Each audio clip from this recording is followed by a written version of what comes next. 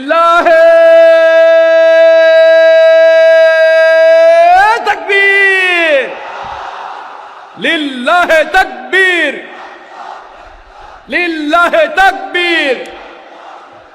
আজারি সাহেবের আগমন, আজারি সাহেবের আগমন। প্রিয় ভাইরা, আপনারা জানেন যে আমি প্রতি বিভাগে একবার করে সফর করছি। তো সেই সুবাদে রংপুর বিভাগের প্রোগ্রামটা আমি লালমনিরহাটে দিয়েছি এবং আমি আশ্বস্ত হয়েছিলাম যে লালমনিরহাটের প্রোগ্রাম খুবই গুছালো হবে, সুষ্ঠু হবে, শান্ত হবে। সেটার নমুনা আলামত আমি দেখতে পাচ্ছি, আলহামদুলিল্লাহ। সবাই খুবই সুশৃঙ্খল, লক্ষ লক্ষ তাওহীদি জনতা, পেছনে অনেকে জায়গা পায় নাই কিন্তু কোনো আওয়াজ নাই, সবাই দাঁড়িয়ে আছে। এলইডি স্ক্রিন আছে, আপনারা স্ক্রিনে দেখতে পাচ্ছেন, আলহামদুলিল্লাহ। আমি সবাইকে দেখতে পাচ্ছি, মাশাআল্লাহ মাশাআল্লাহ। শান্ত হয়ে আপনারা বসুন, অল্প কিছু সময় কথা বলার সুযোগ আমি পাবো। যেহেতু আমি হেলিকপ্টারে করে এসেছি, হেলিকপ্টারগুলোর আবার একটা পলিসি আছে, সানসেটের আগে, সূর্য ডোবার আগে তাদেরকে এয়ারপোর্টে আবার ল্যান্ড করতে হয়। তো এখানে 3:30টার মধ্যে আমাকে উঠে যেতে হবে। আমি যদি বারবার আপনাদেরকে থামাতে থাকি, শান্ত হতে বলি এবং এগুলোতেই যদি আমরা সময় নষ্ট করে ফেলি, তাহলে এই যে বিশাল মহাসমাবেশ, বিশাল আয়োজন, যেখানে 2-4টা আমি বার্তা দিতে চাই, এগুলো ব্যাহত হবে। লালমনিরহাটের ছেলেরা খুব ভদ্র, শান্তশিষ্ট। আসার পর থেকে আমাকে রিসিভ করা থেকে শুরু করে স্টেজে আনা থেকে শুরু করে, এবং আলহামদুলিল্লাহ তরুণ জেনজি শ্রোতাদেরকে আমি দেখতে পাচ্ছি, তারা খুবই কোঅপারেটিভ।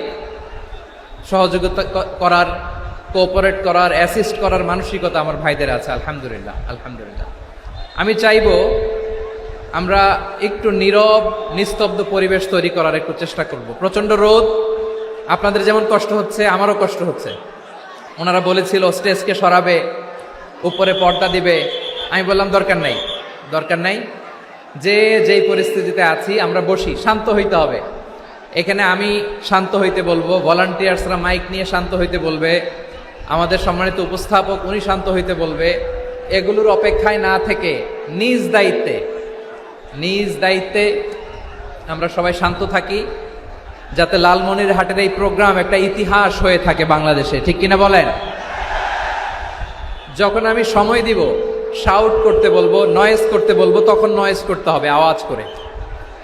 আর যখন কথা বলবো তখন একেবারে চুপ থাকতে হবে, একেবারে চুপ। মাশাআল্লাহ, হ্যাঁ ঠিক আছে, একেবারে চুপচাপ, একেবারে চুপচাপ থাকতে হবে। ধুলা উড়ানো যাবে না, সামনে আগানো যাবে না। নিজের সুবিধা, নিরাপত্তা বুঝতে হবে।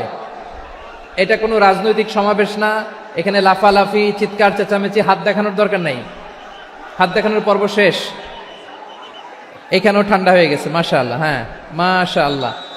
আমাদের ভলান্টিয়ার্স ভাইরা, আমাদের স্বেচ্ছাসেবক ভাইরা, আইন শৃঙ্খলা রক্ষাকারী ভাইরা অনেক চেষ্টা করতেছে, মাশাআল্লাহ, ভেরি গুড।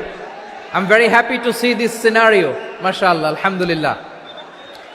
আমি একটু দেখতে চাই যে রংপুর বিভাগের কে কোন জেলা থেকে আপনারা এসছেন। কুড়িগ্রাম থেকে কারা এসছেন দেখি, কুড়িগ্রাম, মাশাআল্লাহ মাশাআল্লাহ। আচ্ছা, গাইবান্ধা জেলার কে আসছেন? গাইবান্ধা, হ্যাঁ মাশাআল্লাহ। ঠাকুরগাঁও অনেকে আসছেন। দিনাজপুর জেলা থেকে, মাশাআল্লাহ। নীলফামারী, ঠিক আছে, ফি আমানিল্লাহ। পঞ্চগড় অনেক আসছে। রংপুর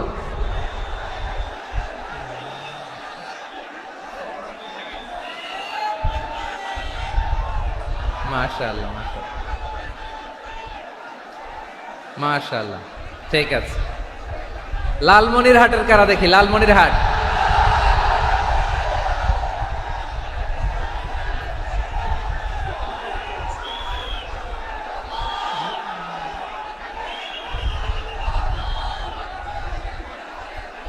মাশাআল্লাহ মাশাআল্লাহ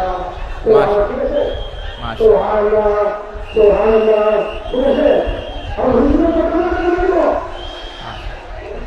ঠিক আছে ঠিক আছে। আচ্ছা, এই রংপুর বিভাগের বাইরে থেকে অন্য জেলার কারা কারা আসছেন দেখি। তাও আছে অনেকে, মাশাআল্লাহ, ঠিক আছে ঠিক আছে। আজকের প্রোগ্রামে উপস্থিত আছেন প্রধান অতিথি হিসেবে অধ্যক্ষ আসাদুল হাবিব দুলু ভাই, সাংগঠনিক সম্পাদক বিএনপি, জাতীয় নির্বাহী কমিটির সভাপতি, জেলা বিএনপি লালমনিরহাট। বিশেষ অতিথি হিসেবে আমাদের অনেক ভাইরা এসছেন, সবাইকে শুকরিয়া জানাই। সভাপতিত্ব করছেন জনাব আব্দুল হাকিম। আইন শৃঙ্খলা বাহিনী, প্রশাসন, ভলান্টিয়ার্স, শুনেছি আমি প্রায় 5,000 ভলান্টিয়ার্স আপনারা নিয়োগ দিয়েছেন। আলহামদুলিল্লাহ, আলহামদুলিল্লাহ। অনেক গোছালো প্রোগ্রাম।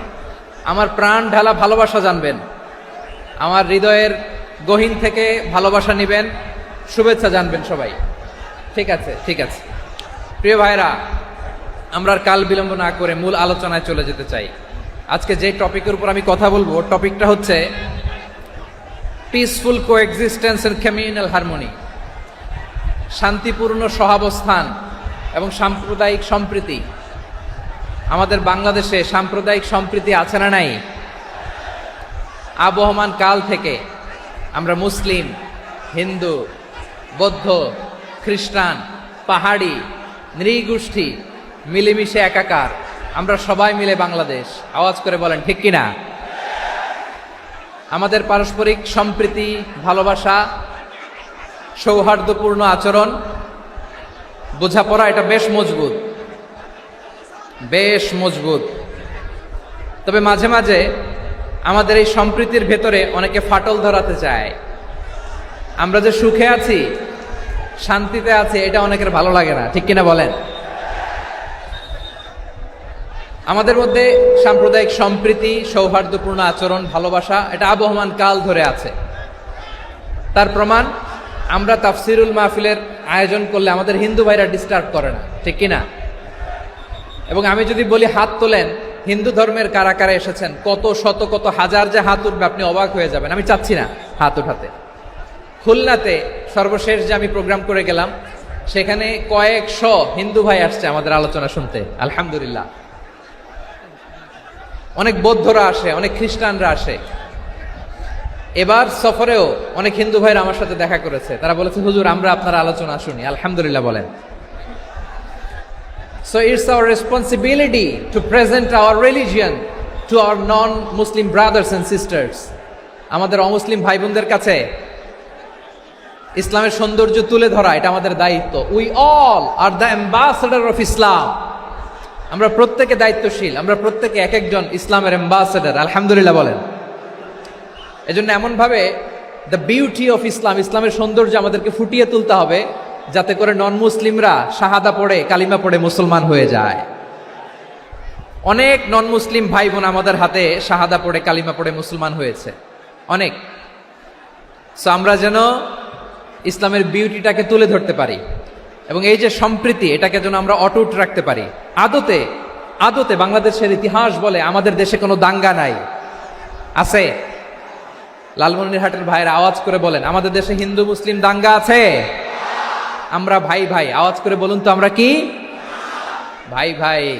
কিন্তু কিছু দুষ্ট লোক আছে, তারা আমাদের সম্পর্কের মধ্যে ফাটল ধরাতে চায়, ঠিক কিনা বলেন? মাঝে মাঝে ঝগড়া লাগাতে চায়।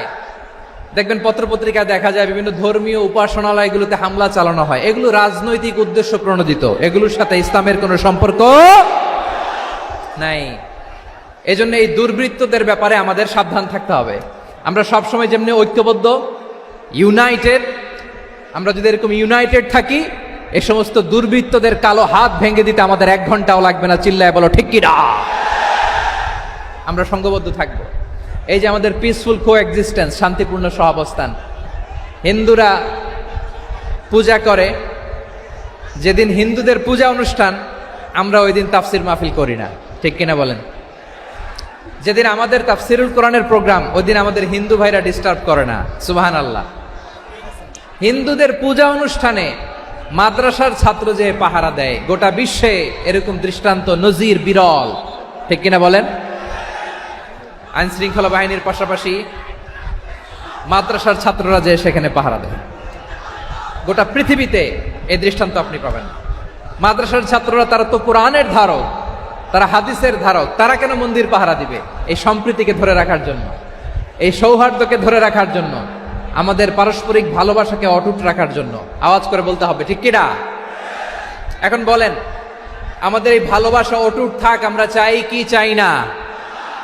আমরা হিন্দু মুসলিম মিলেমিশে শান্তিপূর্ণ সহাবস্থান, সাম্প্রদায়িক সম্প্রীতি, লালমনিরহাটের ভাইয়ের আওয়াজ করে বলুন, এই সাম্প্রদায়িক সম্প্রীতি আমরা চাই কি চাই না? আল্লাহ এই দেশকে তুমি বরকতময় করো, বাংলাদেশকে তুমি শান্তিময় করো। আওয়াজ করে সবাই বলেন আমিন। এই জায়গাটাতে সামান্য একটু আওয়াজ হচ্ছিল, এটাও থেমে গেছে, আলহামদুলিল্লাহ আলহামদুলিল্লাহ। এখন একেবারে everything is in my control, মাশাআল্লাহ। ঠিক আছে, আমি মূল আলোচনায় যাই। প্রিয় ভাইরা, আমি বলেছিলাম আমার আলোচনার বিষয় হচ্ছে শান্তিপূর্ণ সহাবস্থান, সাম্প্রদায়িক সম্প্রীতি। আমরা দেখব ইসলাম আমাদেরকে কি কি দিক নির্দেশনা দেয়। শান্ত হইতে হবে, খরগোশের কানের মতো কান দুটো আমার দিকে করে রাখেন। আমি এখনো উঠে যাব, হাত নাড়ায় লাভ নাই, আমি উঠে যাব। তাকায় থাকো আর কান খাড়া, আওয়াজ হবে না। হ্যাঁ, মাশাআল্লাহ মাশাআল্লাহ, ঠিক আছে। আমরা দেখব যে রাসূল সাল্লাল্লাহু আলাইহি ওয়াসাল্লাম এই পিসফুল কোএক্সিস্টেন্সের জন্য আমাদের কি শিখিয়েছেন, কি কি গাইডলাইন দিয়েছেন। আমরা 1 2 3 4 করে এগুলো আপনাদের সাথে শেয়ার করব। আমি আপনাদের খেদমতে সূরাতুল আনআমের 108 নম্বর আয়াত তেলাওয়াত করেছি। এখানে আল্লাহ রাব্বুল ইজ্জা ওয়াল জালাল তিনি ইরশাদ করছেন, ওয়ালা তাসুব্বুল্লাযীনা ইয়াদউনা মিন দুনিল্লাহি ফায়াসুব্বুল্লাহা আদওয়াম বিগাইরি ইলম কাযালিকা যায়্যান্না লিকুল্লি উম্মাতিন আমালাহুম সুম্মা ইলা রাব্বিহিম মারজিউহুম ফায়ুনাব্বিউহুম বিমা কানু ইয়ামালুন। রব্বুল আলামিন বলেন, গোলাম ও আমার ইমানদার বান্দারা শোনো শোনো, ও আমার বিশ্বাসী বান্দারা শোনো শোনো, লা তাসুব্বুল্লাযীনা ইয়াদউনা মিন দুনিল্লাহ ফায়াসুব্বুল্লাহা আদওয়াম বিগাইরি ইলম। ও আমার বিশ্বাসী বান্দারা, যারা আল্লাহকে ব্যতি রেখে, আল্লাহকে বাদ দিয়ে অন্য উপাস্যকে ডাকে, দেবীর পূজা করে, দেবতাদের পূজা করে, তোমরা খবরদার তাদের গালি দিও না। আওয়াজ করে বলেন, কি দিও না? আল্লাহ বলেন, ও বিশ্বাসীরা শোনো, যারা আল্লাহকে বেছে রেখে দেব দেবীর পূজা করে, অন্য উপাস্যের পূজা করে, তাদেরকে ডাকে, ওই দেবতাদেরকে তোমরা গালি দিও না। যদি ওই দেবতাদেরকে গালি দাও, তাহলে ভুলবশত, শত্রুতাবশত তারা তোমাদের রব আল্লাহকে গালি দেবে, ঠিক কিনা? তোমরা যদি তাদের দেবতাদের গালি দাও, ওরা রেগে তোমার আল্লাহরে গালি দিবে, তাহলে আল্লাহরে গালি খাওয়ানোর কারণ হয়ে গেলাম আমি, ঠিক কিনা বলেন?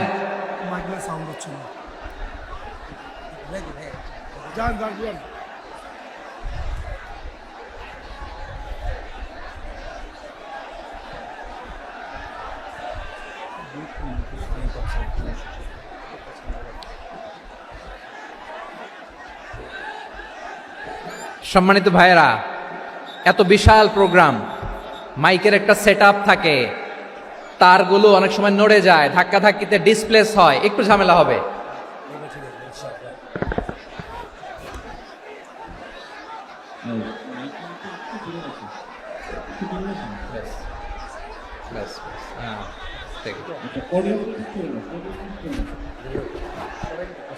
ঠিক আছে,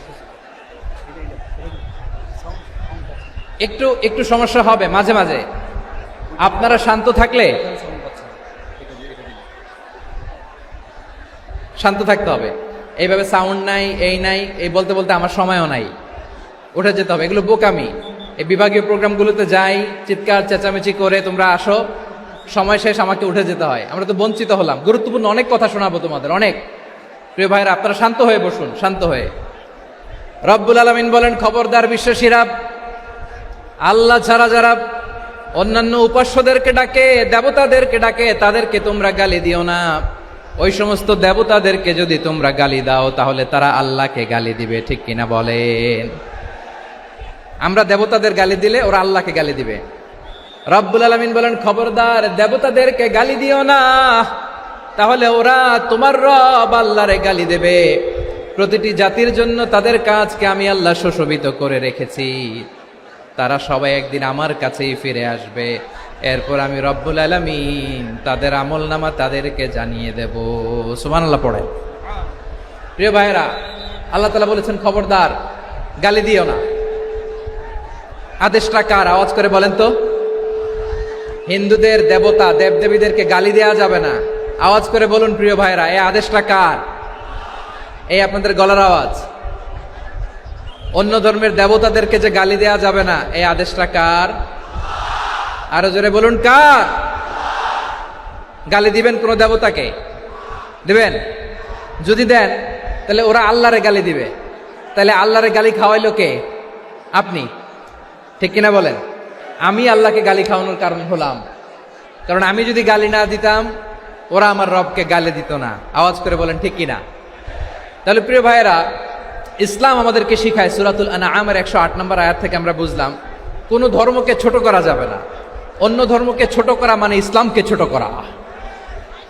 অন্য ধর্মের দেবতাকে গালি দেওয়া মানে আল্লাহকে গালি খাওয়ানো। আওয়াজ করে বলেন ঠিক কিনা? খবরদার, এটা করা যাবে না। আর অন্য ধর্মের দেবতাকে যদি আপনি গালি দেন, ওরা ইসলাম থেকে দূরে সরে যাবে। যাও ইসলামের প্রতি আকৃষ্ট হয়েছিল আর কোনোদিন ইসলামের ধারে কাছে আসবে না। আওয়াজ করে বলেন ঠিক কিনা? এজন্য কখনো কোনোদিন অন্য ধর্মের দেবতাদেরকে গালি দেয়া যাবে না। অন্য ধর্মের কোনো দেবতাদেরকে আমরা গালি দিব না, গালি দিব না। বরং ইসলামের beauty, the beauty of Islam, ইসলামের সৌন্দর্যকে আমরা তুলে ধরব। আমরা যদি বিশ্বনবী সাল্লাল্লাহু আলাইহি ওয়াসাল্লামের জীবনের দিকে তাকাই, তাহলে আমি দেখব বিষ্ণু ইসা ইসলাম মক্কাতে কিংবা মদিনাতে অন্য ধর্মের লোকদের সাথে খুব পিসফুলি লাইফ লিড করেছেন। হোক মুশরিক, হোক খ্রিস্টান, হোক ইহুদি, বিশ্বনবী সবার সাথে মিলেমিশে ছিলেন। আলহামদুলিল্লাহ বলেন। ইসলাম হচ্ছে পিসফুল রিলিজিয়ান। অন্য ধর্মের প্রতি সহনশীলতার সবক ইসলাম আমাদেরকে দেয়। কিন্তু প্রতিটি মুসলিমের এটা মনে রাখতে হবে, আল্লাহর কাছে পছন্দনীয় গ্রহণযোগ্য ধর্ম জীবনাদর্শ একটি, সেটা হচ্ছে ইসলাম। আওয়াজ করে বলেন সেটা কি? লালমনিরহাটের ভাইয়েরা আওয়াজ করে বলুন, আল্লাহর কাছে মনোনীত ধর্ম একটি, সেটা কি? এজন্য রব্বুল আলামিন বলেন ইন্নাদ-দীনা ইনদাল্লাহিল ইসলাম। আল্লাহর কাছে মনোনীত গ্রহণযোগ্য অ্যাকসেপ্টেড ধর্ম মতাদর্শ একটা, সেটা হলো ইসলাম। ইসলাম ছাড়া অন্য কোন ধর্ম যদি কেউ তালাশ করে, তার ওই ধর্ম আল্লাহ গ্রহণ করবে না। ওমাইয়াবতাগি গায়রাল ইসলামি দীনান ফালাই ইউকবালা মিন ওয়া হুয়া ফিল আখিরাতি মিনাল খাসিরিন।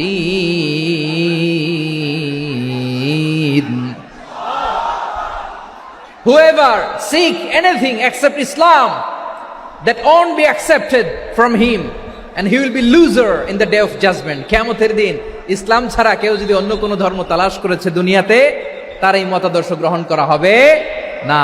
and he will be loser, সে হবে লুজার, ক্ষতিগ্রস্ত। হাই হাই কোম্পানির ম্যানেজার, ওর আমও শেষ, সালাও শেষ। আওয়াজ করে বলেন ঠিক কি না?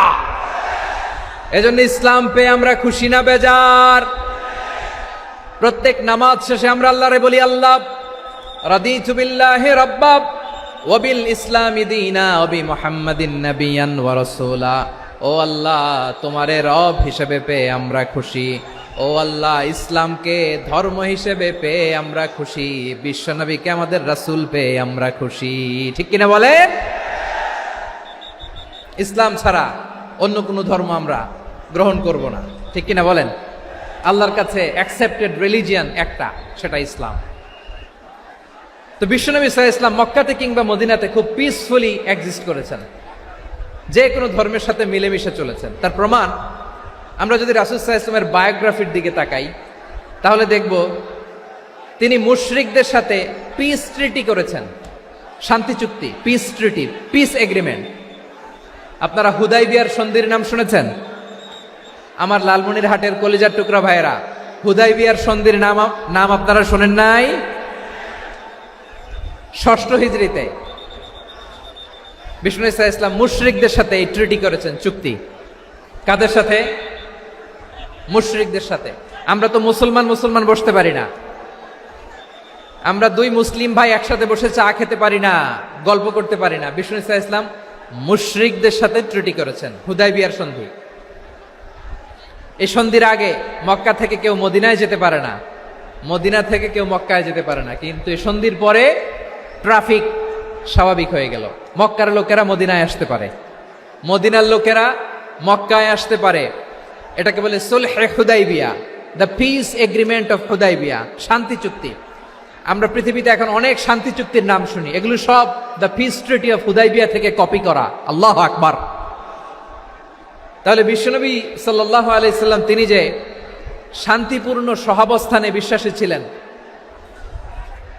মুসলমানেরা যে অন্য ধর্মের প্রতি সহনশীল তার প্রমাণ হচ্ছে এই পিস ট্রিটি। শুধু তাই নয়, মাইকের সাউন্ডটা একটু বাড়াই দিতে হবে, খুব দুর্বল, একটু মজবুত করতে হবে,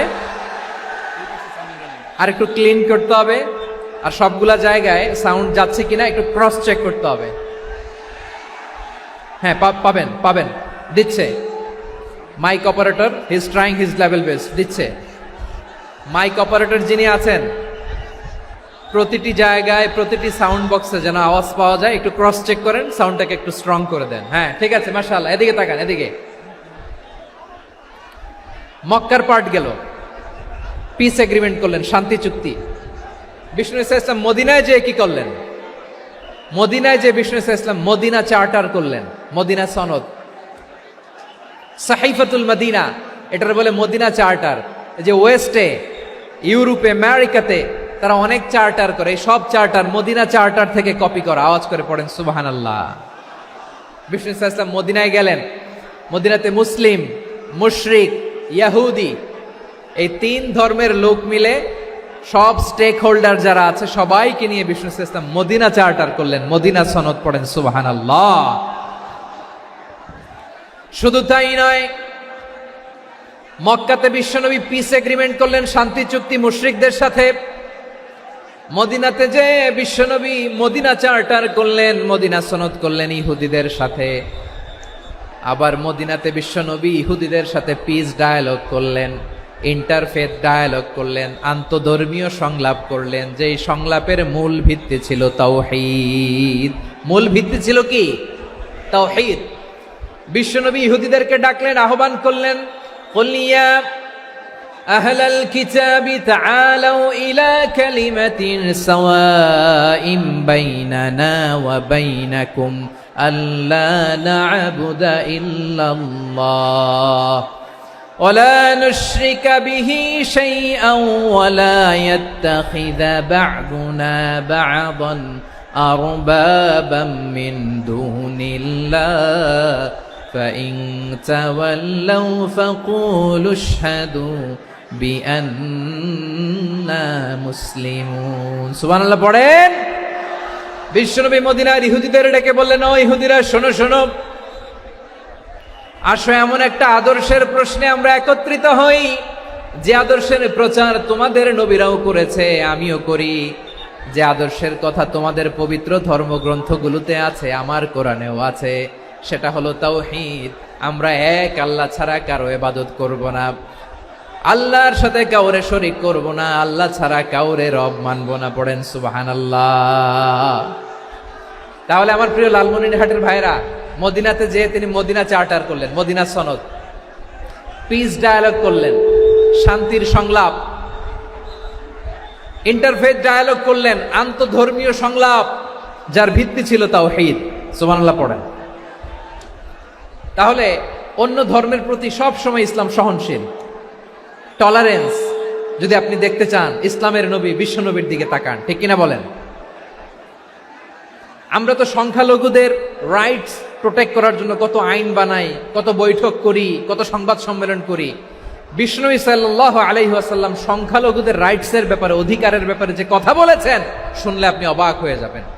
বিশ্বনবী বলেন, আলা মান যালামা মুআহাদান আও ইনতাকাসাহু আও কাল্লাফাহু ফাওকা তাআতিহি আও কাল্লাফাহু ফাওকা তাকাতিহি আও আখাযা মিনহু শাইআন বিগাইরি তিবি নাফসিন ওয়া আনা হাজিজুহু ইয়াউমাল কিয়ামা। খবরদার, জেনে রেখো, কেউ যদি কোনো সংখ্যালঘুর উপরে অত্যাচার করে, কোন সংখ্যালঘুর প্রাপ্য থেকে যদি কেউ কাউকে ঠকায়, সংখ্যালঘুর উপর যদি কেউ কষ্ট দেয়, কোন সংখ্যালঘুর সম্পদ যদি কেউ জোর করে কেড়ে নেয়, আমি কিয়ামতের দিন বিশ্বনবী ওই সংখ্যালঘুর পক্ষে আর ওই মুসলমানদের বিপক্ষে বাদী হয়ে দাঁড়াবো। সুবহানাল্লাহ বলতে পারলেন না? আল্লাহু আকবার। আপনি নামাজি, আপনি মুসল্লি, আপনি হাজী সাহেব, তাহাজ্জুদ পড়তে পড়তে কপালে দাগ ফেলে দিছেন, আপনার প্রতিবেশী হিন্দু, ভাবছেন আমার তো পাওয়ার আছে, ওর জমিটা দখল করি। বিশ্বনবী বলেন কিয়ামতের দিন ওই হিন্দুর পক্ষে তোর বিরুদ্ধে আমি বাদী হয়ে দাঁড়াবো। পৃথিবীর কোন ধর্মে এরকম স্টেটমেন্ট পাবেন? পাবেন? আপনি ভাবছেন আপনি নামাজ পড়লে হাজী সাহেব কপালে দাগ ফেলায় দিলে আপনি সেলসেলায় জান্নাতে চলে যাবেন না? খবরদার। বিশ্বনবী বলেন কোন সংখ্যালঘুর উপর যদি কেউ আক্রমণ করে, তার প্রাপ্য তাকে না দিয়ে যদি তাকে ঠকায়, তার উপর জুলুম করে, তার সম্পদ যদি কেড়ে নেয়, আমি নবী, তুমি মুসলিম হইতে পারো, মুসল্লি হইতে পারো, তার পক্ষে তোমার বিপক্ষে আল্লাহর দরবারে বাদী হয়ে দাঁড়াবো। আচ্ছা লালমনিরহাটের ভাইরা, কথা বুঝতে পারলে আওয়াজ করে উত্তর দেন। বিশ্বনবী যদি কারো বিপক্ষে দাঁড়ায় কিয়ামতের দিন, আই রিপিট, আমি আবারও বলছি, বিশ্বনবী যদি কিয়ামতের দিন কারো বিপক্ষে দাঁড়ায়, ও তো সেলসেলায়া জান্নাতি, তাই না? জান্নাতি না? যে নবীর সুপারিশ ছাড়া জান্নাতের গেটও দেখা যাবে না, ওই নবী যদি বলে তোর বিপক্ষে আমি বাদী হয়ে দাঁড়াবো, ওই জান্নাতে আর ঢোকার কোনো সুযোগ আমাদের থাকবে?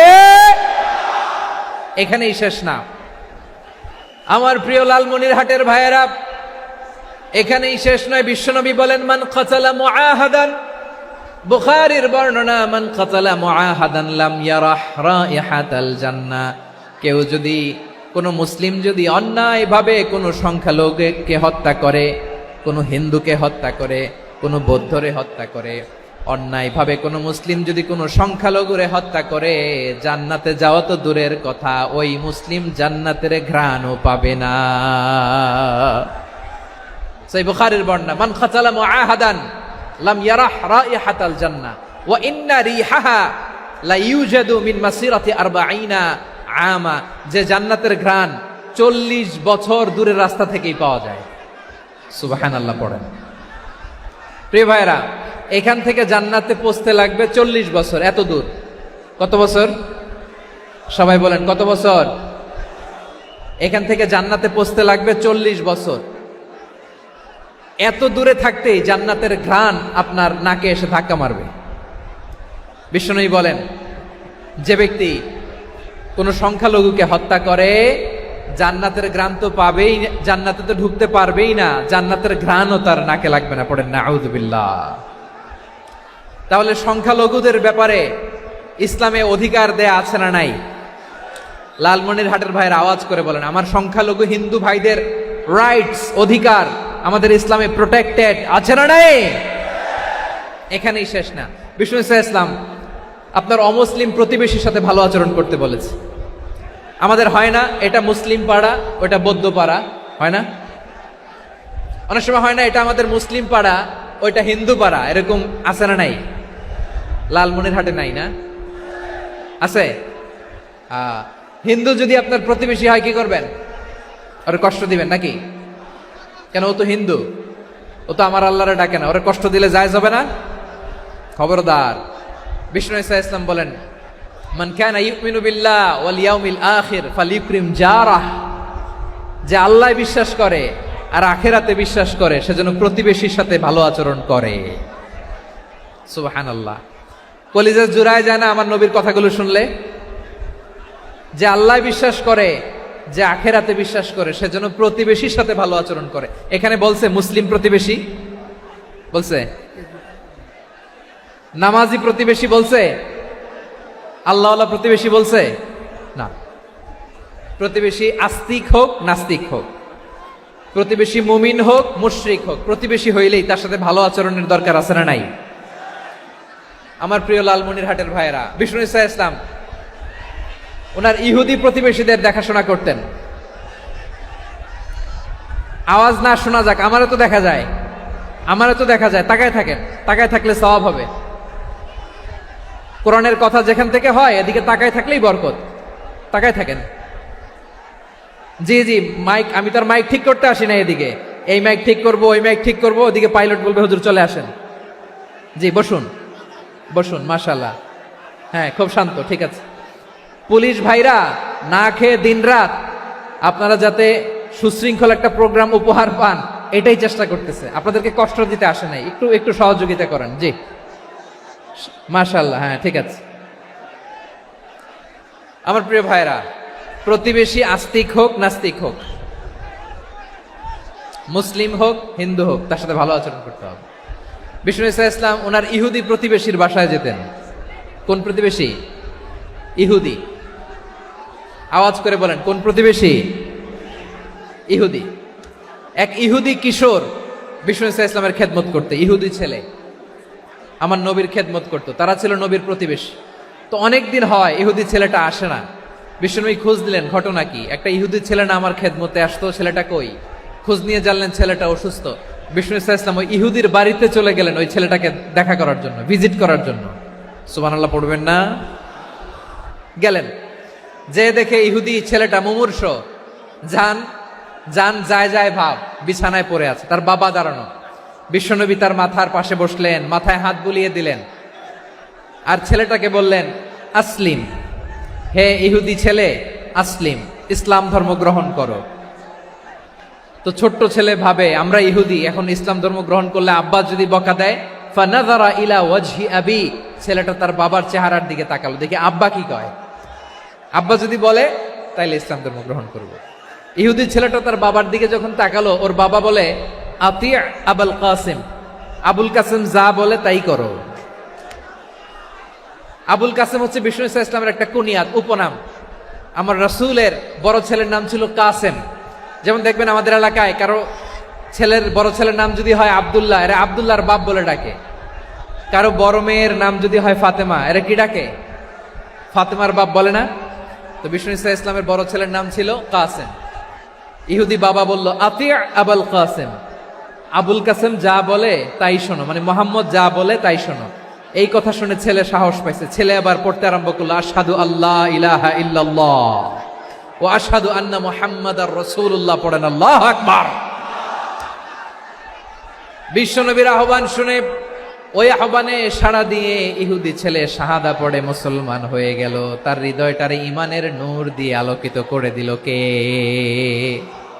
প্রিয় ভাইরা, এবার রাসূল সাল্লাল্লাহু আলাইহি ওয়াসাল্লাম বের হয়ে আসলেন ঘর থেকে, আর বললেন আলহামদুলিল্লাহিল্লাযী আনকাযাহু মিনান নার, প্রশংসা সে আল্লাহর যে আল্লাহ জাহান্নামে চলে যাচ্ছিল প্রায় এমন একটা লোককে মুহূর্তের মধ্যে কালেমায়ে শাহাদাতের বদৌলতে জান্নাতি বানায় দিলেন। আওয়াজ করে পড়েন সুবহানাল্লাহ। এই হাদিস থেকে আমরা কি শিখলাম? What is the moral of the story? এক নম্বর স্টোরি হলো, প্রতিবেশী ইহুদি হোক হিন্দু হোক, যাবেন, সুসম্পর্ক রাখবেন, উপহার দিবেন, বিপদে পাশে দাঁড়াবেন, তাইলেই তো আপনাদের প্রতি, মুসলমানদের প্রতি তারা আকৃষ্ট হবে, ঠিক কিনা বলেন? আপনি যদি হিন্দুদের সাথে বৌদ্ধদের সাথে নাই মিশেন, নাস্তিকের কাছে নাই যান, তো ইসলামের সৌন্দর্যটা ওরা বুঝবে কেমনে? আমার অনেক হিন্দু পরিচিত ভাই আছে, ওরা আমাদের ইফতারির প্রোগ্রামে এসে একসাথে ইফতারি করে। অনেক মদখোর আমার সাথে বসে একসাথে ডিনার করে, হাফ প্যান্ট পরা, গলায় স্বর্ণের চেইন, হাতে স্বর্ণের ব্রেসলেট, আইসা আমার সাথে ডিনার করছে, আছে এরকম।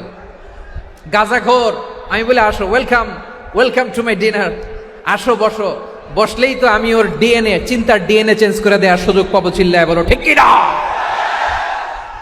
আসতে হবে আমার কাছে। Hour door is open, the door of Islam is open 24/7। সব সময় আমাদের ইসলামের দরজা আমার অমুসলিম ভাইদের জন্য খোলা আছে না নাই? এই হাদিস থেকে দুইটা শিক্ষা। এক নম্বর শিক্ষা, প্রতিবেশী মুসলিম হোক অমুসলিম হোক, যান, অসুস্থ হইলে একটু আপেল নিয়ে যান, আঙ্গুর নিয়ে যান, কমলা নিয়ে যান, তাদের সাথে ভালো আচরণ করেন। ইসলামের বিউটি দেখে, সৌন্দর্য দেখে অবাক হবে, নসিব ভালো হলে কোনোদিন কালিমা পড়ে মুসলমান হয়ে যাবে, ঠিক কিনা বলেন? তাহলে অমুসলিমের সাথে ভালো সম্পর্ক। বিশ্বনবী ইহুদির বাড়িতে গেলেন, ইহুদির বাড়ি, আর আমার মুসলমান ভাই আমার কাফের বলে, এরকম আছে না নাই? মুসলিম মুসলিমরা দেখতে পারে না, সহ্য করতে পারে। বিষ্ণু ইসলাম ইহুদির বাড়িতে গেলেন, এটা একটা শিক্ষা। আরেকটা শিক্ষা হলো, ভাইরা ধাক্কা মেরে এসে সামনে এসে কি লাভ? প্রোগ্রাম তো শেষ হচ্ছে, এখনই শেষ হচ্ছে, তো এই যে আমাদের বকশি ভাই ওয়াদা নিল, হাত তোলালো, মিম বলে এত কথা বলল, তো আমি জেলায় জেলায় যে খালি হাত নাড়াই তোমাদের জন্য নাকি? হ্যাঁ, হাত নাড়াই শুধু, এই ধাক্কাইতে ধাক্কাইতে এদিকে এসে হাত নাড়াইতেছে। হয়েছে তো, দেখলাম তো, ঠিক আছে, মাশাআল্লাহ, অনেক সুশৃঙ্খল, অন্যান্য যে কোনো জেলার চেয়ে অনেক সুশৃঙ্খল। আমার দিকে তাকাও, আমার দিকে তাকাও, ঠিক আছে। এই যে দাঁড়িয়ে আছে, একটা ছেলে নড়ে না, দেখছেন? মাশাআল্লাহ, মাশাআল্লাহ, মাশাআল্লাহ। হ্যাঁ, এইভাবেই। আর কয়েকটা মজাদার কথা আছে, শোনো। এই হাদিস থেকে আমাদের শিক্ষা হলো, আমার প্রতিবেশী যেই ধর্মের হোক আমি সম্পর্ক রাখবো। অসুস্থ হলে যাব, কি বলেন ভাইরা? যাবেন না? যাবেন না আপনারা? আচ্ছা, 2 নম্বর শিক্ষা হলো, বিষ্ণু ইসা ইসলামের খাদেম ছিল ইহুদি, এতদিন খেদমত করলো, একদিনও বিশ্বনবী ওরা কালিমার দাওয়াত দেয় নাই। কারণ কি? বিশ্বনবী একটা ভালো সময়ের অপেক্ষা করতেছিলেন, প্রপার টাইমিং। দাঈর কাজ হচ্ছে দাঈ ইলাল্লাহ, সে হচ্ছে সুযোগ সন্ধানী। দাঈ সুযোগ খোঁজে, কখন দাওয়া দিলে ব্যাটে বলে হবে, ঝোপ বুঝে কোপ মারে, ঠিক কিনা বলেন? বিষ্ণু ইসলাম ভালো সময়ের অপেক্ষা করতেছিলেন, দেখি ভালো সময় আসুক আসুক আসুক আসুক। আস্তে আস্তে এমন সময় আসছে, ছেলে এবার মুমূর্ষ, অসুস্থ ব্যক্তির হৃদয় অত্যন্ত নরম থাকে। হসপিটালে যখন কেউ যায় তার হৃদয়টা বড্ড নরম থাকে, মৃত্যুর ভয়ে তার অন্তরটা নরম থাকে, ঠিক কিনা বলেন? এই প্রপার টাইমিং এর অপেক্ষা করতেছিলেন। যখনই টাইমিং পেয়েছেন, দাওয়াত দিলেন, পড়ো লা ইলাহা ইল্লাল্লাহ, সুবহানাল্লাহ পড়েন সবাই। তাহলে ইসলাম অমুসলিম প্রতিবেশীর সাথে ভালো আচরণ করতে বলে। ইসলাম অমুসলিম মাতা পিতার সাথেও ভালো আচরণ করতে বলে। মাতা পিতা যদি অমুসলিম হয়, তারা ফেলে দিতে পারবেন? পারবেন? আমার লালমনিরহাটের ভাইরা, অনেক হিন্দু ছেলে আমাদের হাতে শাহাদা পড়ে মুসলিম হয়, কিন্তু ওর মা মুসলমান হয় নাই, বাবাও হয় নাই, এরকম আছে না নাই? তো ও হয়েছে মুসলিম, মা বাপ হিন্দু, এখন মা বাপ কি বাদ? হ্যাঁ, মা বাপ বাদ দেয়া যাবে? যেই মা আপনারে 9 মাস 8 মাস পেটে ধারণ করলো, আপনার মায়ের নার ছেঁড়া ধন, আপনি ওই মারে বাদ দিতে পারবেন? যেই মায়ের বুকের তাজা দুধ খেয়ে আপনি আজকে বাড়ন্ত তাজা তরতাজা, ওই মারে বাদ দেয়া যাবে? মায়ের এক ধারে দুধের দাম, কাটিয়া গায়ের চাম, পাপুষ বানাইলে ঋণের শোধ হবে না, এমন দরদি ভাবে কেউ হবে না আমার মাগো। মায়ের এক ধারে দুধের দাম, কাটিয়া গায়ের চাম, পাপুষ বানাইলে ঋণের শোধ হবে না, এমন দরদি ভাবে কেউ হবে না আমার মাগো, ঠিক কিনা? মাকে তো বাদ দেয়া যায় না। وَقَضَى رَبُّكَ أَلَّا تَعْبُدُوا إِلَّا إِيَّاهُ وَبِالْوَالِدَيْنِ إِحْسَانًا। আল্লাহ বলে, অবধারিত 2টা ভার্ডিক্ট তোমাদের জন্য, এক আল্লাহর ইবাদত করবা আর মা বাবার প্রতি ইহসান করবা। আদেশটা কার? মা বাবার প্রতি ইহসান করতে হবে। আমার মা হিন্দু হোক, ভালো আচরণ করতে হবে, বৌদ্ধ হোক, ভালো আচরণ করতে হবে। আমার যে সমস্ত হিন্দু ভাইয়েরা মুসলিম হয়েছ, তোমাদের মা বাবা এখনো মুসলমান হয় নাই, তাদের সাথে ভালো আচরণ করতে হবে। আপনাদের খেদমত নিজে করতে হবে, অথবা খেদমতের ব্যবস্থা করাই দিতে হবে। মান্থলি যে খরচ লাগে এটা দিতে হবে। আরে তুমি এখন মুসলিম, তোমার মা বাবা হিন্দু, এখনই তো সুযোগ ইসলামের সৌন্দর্য দেখানোর। এখন মা বাবা যদি দেখে, আরে এটা হিন্দু থাকতে তো বদমাইশ ছিল, বেয়াদব ছিল, কি এমন ধর্ম সে গ্রহণ করলো যেটা গ্রহণের সাথে সাথে সে পাল্টে গেল? কি এমন ধর্ম সে গ্রহণ করেছে যেটা তার জীবনকে আলোকিত করে দিয়েছে? নসিব ভালো হইলে তারাও কালিমা পড়ে মুসলমান হয়ে যাবে। বিষ্ণু ইসা ইসলামের স্ত্রীর নাম ছিল আয়েশা রাদিয়াল্লাহু তাআলা আনহা, আবু বকর রাদিয়াল্লাহু তাআলা আনহুর মেয়ে। আবু বকর রাদিয়াল্লাহু তাআলা আনহুর আরেক মেয়ের নাম হচ্ছে আসমা। কি নাম? দুজনই আবু বকর রাদিয়াল্লাহু তাআলা আনহুর মেয়ে, আসমা আর আয়েশা। নাম দুইটা কেমন লাগে? আসমা নামটা কেমন লাগে? আয়েশা নামটা কেমন লাগে? সবার ভালো লাগে নাই? নাম দুটো আপনাদের ভালো লাগে? লালমনিরহাটে অনাগত যদি কন্যা সন্তান হয়, যদি মনে চায় আসমা রেখে দিতে পারবেন। যদি মনে চায় আয়েশা রেখে দিয়েন। দেশে বিদেশে এয়ারপোর্টে রাস্তা ঘাটে শুধু বলে হুজুর একটা নাম দেন, আমার ছেলের একটা নাম দেন, মেয়ের একটা নাম দেন। তো আমার মনে আছে যশোরের আবদিনের মাহফিলে আমি একটা দুইটা নাম দিয়েছিলাম। আজকে লালমনিরহাটের এই প্রোগ্রামে কন্যা সন্তান যদি হয় দুটা নাম দিলাম, আসমা কিংবা আয়েশা। ইনশাআল্লাহ পড়েন। দুজন বোন, এক মায়ের না, বাবা এক মা দুজন। আয়েশা রাদিয়াল্লাহু তাআলা আনহার মায়ের নাম উম্মে রুমান, আর আসমা রাদিয়াল্লাহু তাআলা আনহার মায়ের নাম কুতাইলা বিনতে আব্দুল উজ্জা। আবু বকর রাদিয়াল্লাহু তাআলা আনহু 4টা বিয়ে করেছিলেন। তো একই ঘটনা ঘটেছে এই ফ্যামিলিতে। আসমা ইসলাম ধর্ম গ্রহণ করে মুসলিমা, কিন্তু তার মা কুতাইলা মুশরিকা। আই রিপিট, বোঝার জন্য আমি আবারও বলি, আসমা রাদিয়াল্লাহু তাআলা আনহা মুসলিমা, আর আসমার মা কুতাইলা, আওয়াজ করে বুঝে থাকলে বলেন, আসমার মা মুশরিকা। তার মানে মেয়ে মুসলিম, মা অমুসলিম। ভেজাল আছে না নাই? কিন্তু কুতাইলা আর ধৈর্য ধারণ করতে পারে না। নার ছেড়া ধন, কলিজার টুকরা ধন, কলিজার টুকরা সন্তান। আসমারে দেখতে বড্ড মন চায়। সাইয়েদনা আসমা রাদিয়াল্লাহু তাআলা আনহা মক্কা থেকে হিজরত করে মদিনায় চলে গেলেন হুদাইবিয়ার পর। যখন মক্কা মদিনার ট্রাফিক স্বাভাবিক হলো, মক্কার লোক মদিনায় যায়, মদিনার লোক মক্কায় আসে। কুতাইলা কলিজার টুকরা সন্তান আসমারে দেখার জন্য কিছু উপহার নিয়ে বিশাল মরুপথ পাড়ি দিয়ে মক্কা থেকে মদিনায় যায়। সুবহানাল্লাহ বলেন। এখন মা আসছে মেয়ের সাথে দেখা করতে, মেয়ে তো আর দেখা দেয় না। মেয়ে ভাবছে আমার মা তো মুশরিকা, অপবিত্রা, তার সাথে কি দেখা দেয়া যাবে? বিশ্বনবীর দরবারে চলে গেলেন। সুবহানাল্লাহ বলেন। কি সৌভাগ্যবান ছিল তারা, মাসলা জানার দরকার হলেই নবীর দরবারে চলে যেত। ঘরে বউয়ের সাথে ঝগড়া হলে নবীর দরবারে চলে যেত। অনেক সাহাবী বলে আমার পেটে ক্ষুধা লাগলো আমি নবীর কাছে চলে যেতাম, কারণ নবীর চেহারার দিকে তাকালেই আমার পেটের ক্ষুধা মিটে যেত। সাইয়েদনা আসমা রাদিয়াল্লাহু তাআলা আনহা বিশ্বনবীর কাছে চলে গেলেন, যে বললেন ইয়া রাসূলুল্লাহ ইয়া হাবিবাল্লাহ ইন্না উম্মি কাদিমাতুন ইলাইয়া ওয়া হিয়া রাগিবা। আমার মা মক্কা থেকে অনেক দূর মরুর পথ পাড়ি দিয়ে উপহার সামগ্রী নিয়ে মদিনায় আমার সাথে দেখা করতে এসেছে গো নবী। আমার জানতে বড্ড ইচ্ছে হয় আমি আমার মুশরিকা মায়ের সাথে একটু দেখা করতে পারবো কিনা।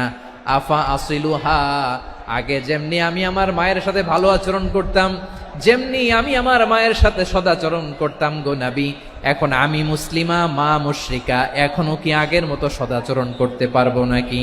বিশ্বনবী বললেন নাম সিলিহা, হ্যাঁ রে আসমা, অবশ্যই অবশ্যই, আগে ঠিক যেমন তুমি তোমার মায়ের সাথে ভালো আচরণ করতে এখনো তেমনি আগের মতো ভালো আচরণ করবা। আওয়াজ করে পড়েন সুবহানাল্লাহ। কি ইসলাম আমরা পেয়েছি! কত ব্রড মাইন্ডেড আমাদের ইসলাম, কত ওপেন মাইন্ডেড ইসলাম, কত ওপেন আপ করতে পারে, চিন্তা করতে পারেন। বিষ্ণু বললেন হ্যাঁ অবশ্যই, নাম সুলিহা, আগে যেমনি ভালো আচরণ করছো আসমা এখন ওইরকমই করো, পারলে আরো বাড়াই করো। সুবহানাল্লাহ বলেন। তাহলে আমার যে হিন্দু ভাইয়েরা, হিন্দু বোনেরা, ইমানের বদৌলতে দৌলতে আপনি ধন্য হয়েছেন, আপনার আম্মা আব্বা এখনো মুসলমান হয় নাই, তাদের জন্য দোয়া করেন, তাদের জন্য দোয়া করেন, আল্লাহ যেন তাদেরকেও ইমানের দৌলত দান করে। আমরা সবাই পড়ি আমিন, আরো জোরে পড়েন আমিন। এখন বলেন ইসলাম কি ন্যারো মাইন্ডেড রিলিজিয়ান না ব্রড মাইন্ডেড? লালমনিরহাটের যুবক ভাইরা আওয়াজ করো, ইসলাম কি ন্যারো মাইন্ডেড না ব্রড মাইন্ডেড? কতটা ব্রড মাইন্ডেড দেখেন। বিশ্বনবী সাল্লাল্লাহু আলাইহি সাল্লাম অমুসলিমরা যদি নবীকে উপহার দিত, ওই উপহারও বিশ্বনবী গ্রহণ করতেন। সুবহানাল্লাহ পড়েন। আপনার অমুসলিম বন্ধু যদি উপহার দেয় সেটাও আপনি নিতে পারবেন, যেটা নেওয়া জায়েজ। কিন্তু আপনার বন্ধু যদি আপনার মদের বোতল দেয়, নিতে পারবেন? হ্যাঁ, মদের বোতল দিলে পারবেন না। আপনার বন্ধু যদি আপনার পর্ক দেয়, পর্ক, শুকরের গোশত মিশ্রিত কোনো খাবার, ওটা নিতে পারবেন না। হালাল যে কোনো জিনিস নিতে পারবেন। বিশ্বনবী সাল্লাল্লাহু আলাইহি ওয়াসাল্লাম অমুসলিমদের দেয়া হাদিয়া গ্রহণ করতেন। কেমন নবী ছিলেন! আমার নবীরে চিনে নেন, আমার নবীর অ্যাটিটিউড জেনে নেন। বিশ্বনবী সাল্লাল্লাহু আলাইহি ওয়াসাল্লাম যখন কোনো জনপদে যেতেন 3টা অপশন নিয়ে যেতেন। প্রিয় ভাইয়েরা আওয়াজ করে বলতে হবে, কোন জনপদে গেলে আমার নবীর অপশন থাকতো কয়টা? আমার মতো 3 আঙ্গুল উঁচু করে দেখান আর বলুন আমার নবী কোন জনপদে গেলে কয়টা অপশন নিয়ে যেতেন? 1 নাম্বার অপশন আসলিম তাসলাম। নতুন এলাকায় গেলে বলতেন আসলিম তাসলাম, ইসলাম ধর্ম গ্রহণ করো, শান্তিতে থাকবা, আমার ভাই হয়ে যাবো, আমরা ভাই ভাই। ইসলাম মানো, আমরা ভাই ভাই। অপশন নাম্বার কত? 1। যদি বলে না ইসলাম মানবো না, ওকে, অপশন নাম্বার 2, মুসলিম হওয়ার দরকার নাই, লা ইকরাহ ফিদ্দিন, ইসলামে কোনো বাড়াবাড়ি নাই। খ্রিস্টান আছো থাকো, বৌদ্ধ আছো থাকো, ইহুদি থাকতে চাও থাকো, কিন্তু আমরা যেহেতু রিজিওনাল সুপার পাওয়ার, আমাদের আন্ডারে থাকো, ট্যাক্স দিয়া থাকো, এটার বলে জিজিয়া। আলেম যারা আছেন বুঝবেন এটার আরবিতে কি বলে, জিজিয়া। You pay us the tax, we will give you the security. তোমরা ট্যাক্স দিবা, আমরা সিকিউরিটি দিব, আমাদের আওতায় থাকবা, কেউ তোমাদেরকে আক্রমণ করতে পারবে না, আমরা নিরাপত্তা দিব। সুবহানাল্লাহ বলেন। এটা অপশন নাম্বার কত? আচ্ছা বুঝে থাকলে বলেন 1 নাম্বার অপশন কি ছিল? ইসলাম। ইসলাম মানো, শান্তিতে থাকবা, ভাই ভাই, আমরা ভাই ভাই। অপশন নাম্বার 2, ট্যাক্স দাও, আমরা নিরাপত্তা দিব, মুসলিম হওয়া লাগবে না। এখন 1 নাম্বারও মানে না, 2 নাম্বারও মানে না, মুসলিম হব না, ভালো, খ্রিস্টান থাকো, ট্যাক্স দাও, আমরা সিকিউরিটি দিব না, এটাও মানি না। বিষ্ণু বলেন তাহলে তলোয়ার আমাদের আর তোমাদের মাঝে ফায়সালা করবে, মুসলিমও হব না, ট্যাক্স দিবা, নিরাপত্তা দিব, আমরা সুপার পাওয়ার, আমাদের আন্ডারে থাকবে, এটাও না। তাহলে তোমাদেরকে তো আমরা বিশ্বাস করতে পারি না, কখন না কখন বিশ্বাসঘাতকতা করো, কার সাথে মিলে হাত মিলাও, তলোয়ার আমাদের মাঝে ফায়সালা করবে। তখন তিনি জেহাদের সশস্ত্র সংগ্রামের ঘোষণা দিতেন। সুবহানাল্লাহ পড়েন। দেখেন পশ্চিমারা জেহাদকে এইভাবে চিত্রায়িত করে না, ওরা জেহাদ বলতে বুঝায় তলোয়ার, হাত কাটো, গলা কাটো না। জেহাদ সশস্ত্র সংগ্রাম 3 নম্বরে। অধিকাংশ ক্ষেত্রেই বিশ্বনবীর সুন্দর আচরণ দেখে, আরে আমার নবীর যে নুরানি চেহারা, অনেকে তো কেবল সিরেফ চেহারাটা দেখেই কালিমা পড়ে মুসলমান হয়ে গিয়েছে। যারা মুসলিম হয় নাই তারা তাদের ইসলামেই বলবৎ ছিল, ট্যাক্স দিয়ে ইসলামের আন্ডারে ছিল। যারা এটাও মানে নাই ওইটাও মানে নাই, তাদের বিরুদ্ধে জেহাদ।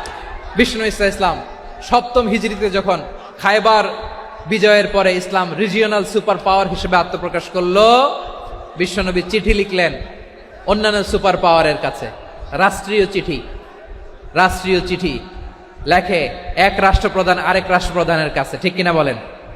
জানেন না আপনারা? এই যে 24-এর ছাত্র নাগরিক অভ্যুত্থানে, এই অভ্যুত্থান যখন শুরু হয়, আমি তখন সাউথ আফ্রিকাতে একটা স্ট্যাটাস দিয়েছিলাম, কোটা নয় গোটা দেশ সংস্কার করা লাগবে।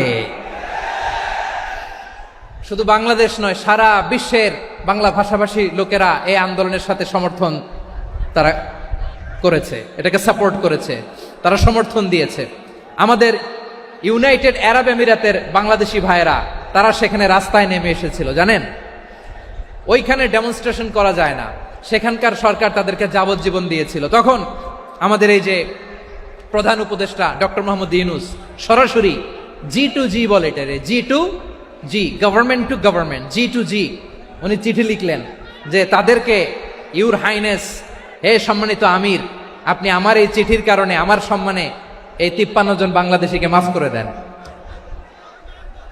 এই চিঠির বদৌলতে বেকসুর খালাস পেয়ে গিয়েছিল আমাদের ভাইরা। জানেন না এই ঘটনা আপনারা? তাহলে গভর্নমেন্ট টু গভর্নমেন্ট চিঠি দেওয়া হয়। 7ম হিজরিতে বিষ্ণু ইসলাম সব সুপার পাওয়ারের কাছে চিঠি দিলেন, রোমান সম্রাটের কাছে, পারস্য অধিপতির কাছে, মিশরের অধিপতির কাছে, সবার কাছে চিঠি লিখলেন।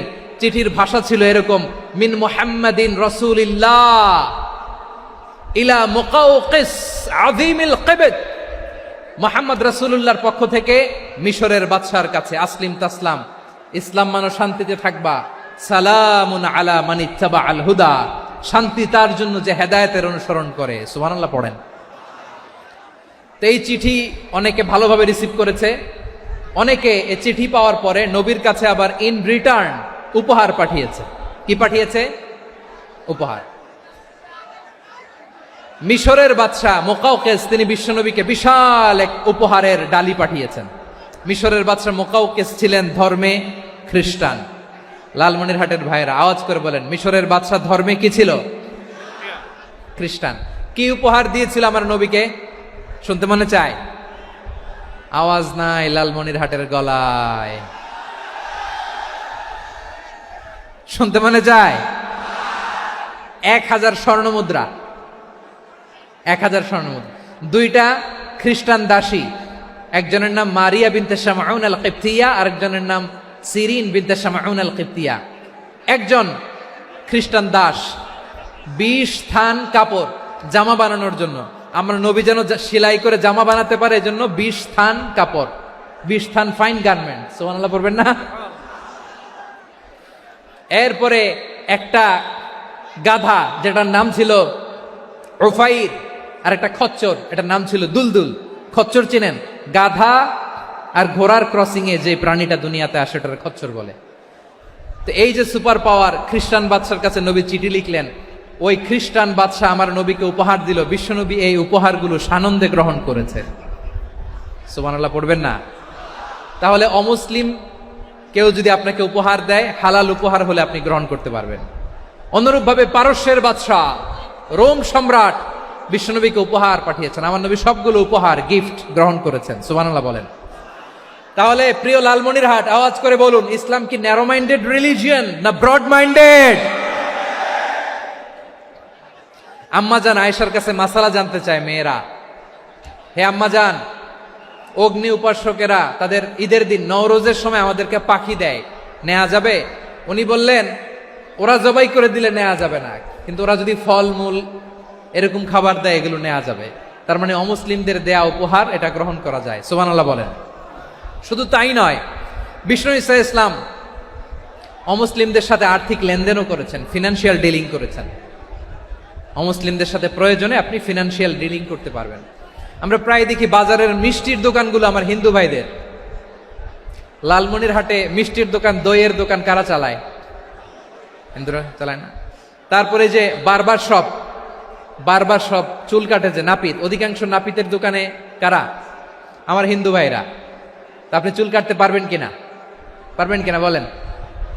পারবেন। তার দোকান থেকে দই মিষ্টি কিনতে পারবেন কিনা? হ্যাঁ, আমার মুসলিম ভাইয়ের দোকান থাকলে ওইটারে আমি বেশি প্রায়োরিটি দিব, ঠিক কিনা? কিন্তু যদি তাদের সার্ভিস নিতে চান, প্রোডাক্ট নিতে চান, পারবেন। তার দলিল সহিহ বুখারী, আম্মা জান আয়েশা রাদিয়াল্লাহু তাআলা আনহা বলেন, ইশতারা রাসূলুল্লাহ সাল্লাল্লাহু আলাইহি ওয়াসাল্লাম মিন ইয়াহুদিয়িন তুআমান ওয়া রাহানাহু দিরআহু মিন হাদিদ। রাসূল সাল্লাল্লাহু আলাইহি ওয়াসাল্লাম এক ইহুদির কাছ থেকে, কার কাছ থেকে? সবাই বলে নাই, কার কাছ থেকে? আমার নবী, পেয়ারা নবী এক ইহুদির কাছ থেকে জব কিনেছিল, জব, বার্লি, যেটা দিয়ে রুটি বানায়। ওই জবের দাম দেওয়ার টাকা পয়সা নবীর কাছে ছিল না, ফলে নবী ওনার একটা পোশাককে মর্গেজ রেখেছিলেন, মর্গেজ, বন্ধক, যে এখন এটার দাম দিতে পারবো না, কয়েক কেজি বার্লি নিয়ে যাই আর বন্ধক হিসেবে আমার জামাটা রেখে গেলাম, যেই দিন দাম দিব ওই দিন জামাটা ছুটায় নিয়ে যাব। সুবহানাল্লাহ পড়বেন না? বাকিতে নিছিলেন, বাকিতে। দিরআহু মিন হাদিদ, লোহার তৈরি বর্ম, মানে যুদ্ধের পোশাক, লোহা দিয়ে বানানো। বিষ্ণুনবী বললেন, কয়েক কেজি জব দাও, টাকাটা পরে দিব, এখন টাকা নাই, বন্ধক হিসেবে, মর্গেজ হিসেবে আমার জামা রেখে গেলাম, যখন টাকা দিব জামা ছুটায় নিব। আওয়াজ করে বলতে হবে সুবহানাল্লাহ। এ থেকে বোঝা গেল অমুসলিমদের সাথে ফিনান্সিয়াল ডিলিং করা যায়, অর্থনৈতিক লেনদেন করা যায়, কেনাবেচা করা যায়, প্রোডাক্ট কেনা যায়। এমনকি আমাদের মসজিদে নববীতে বারান্দায় আপনারা একটা অটোমেটিক ফ্লাইং আমব্রেলা দেখছেন? সূর্য যখন বাড়ে মসজিদে নববীর বারান্দায়, ইয়ার্ডের মধ্যে অটোমেটিক্যালি কিছু আমব্রেলা আছে, সাঁ করে খুলে যায়, আর সূর্যের তাপ লাগে না। আবার সন্ধ্যাবেলায় এই আমব্রেলাগুলো ওরা ক্লোজ করে ফেলে, দেখেন নাই না? দেখছেন? এই মসজিদে নববীকে সর্বোচ্চ উন্নত মানের কনস্ট্রাকশন ইনফ্রাস্ট্রাকচারে ডেভেলপ করার জন্য কর্তৃপক্ষ কিছু অমুসলিম ইঞ্জিনিয়ারের, ডিজাইনারের সহায়তা নিয়েছিল। সুবহানাল্লাহ বলেন। কোন দলিলের ভিত্তিতে? এই দলিলের ভিত্তিতে যে বিষ্ণু ঈসা ইসলাম অমুসলিমদের সাথেও লেনদেন করেছেন। আওয়াজ করে বলতে হবে আল্লাহু আকবার। শুধু তাই নয়,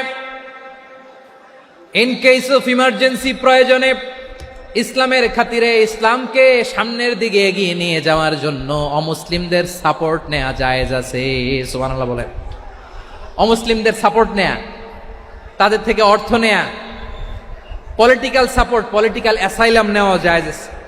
আমাদের অনেক বিশ্ববরেণ্য দায়ীরা আমেরিকায় অস্থায়ীভাবে অ্যাসাইলাম নিয়ে থাকে, নিজের দেশে গেলে ফাঁসিতে ঝুলাই দিবে, যুগ যুগ ধরে দায়ীদের উপর এরকম অত্যাচার আর নির্যাতন আছে না নাই? মিশরের অনেক দায়ীরা পাশ্চাত্যে যেয়ে থাকে, এই যে তারা পলিটিক্যাল অ্যাসাইলাম নিয়ে থাকে, রাজনৈতিক আশ্রয়, এটা জায়েজ আছে না? এটা যে জায়েজ আছে তার প্রমাণ স্বয়ং বিশ্বনবী সাল্লাল্লাহু আলাইহি ওয়াসাল্লাম পলিটিক্যাল সাপোর্ট নিয়েছিলেন অমুসলিমদের কাছ থেকে। সুবহানাল্লাহ বলেন। খুব মজাদার একটা ঘটনা, শুনবেন? আপনাদের আগ্রহ দেখে তো মনে হয় না শোনার ইচ্ছা আছে। আছে আছে, গলায় জোর আছে। লিল্লাহি তাকবীর, লিল্লাহি তাকবীর, নারে তাকবীর। মাশাআল্লাহ।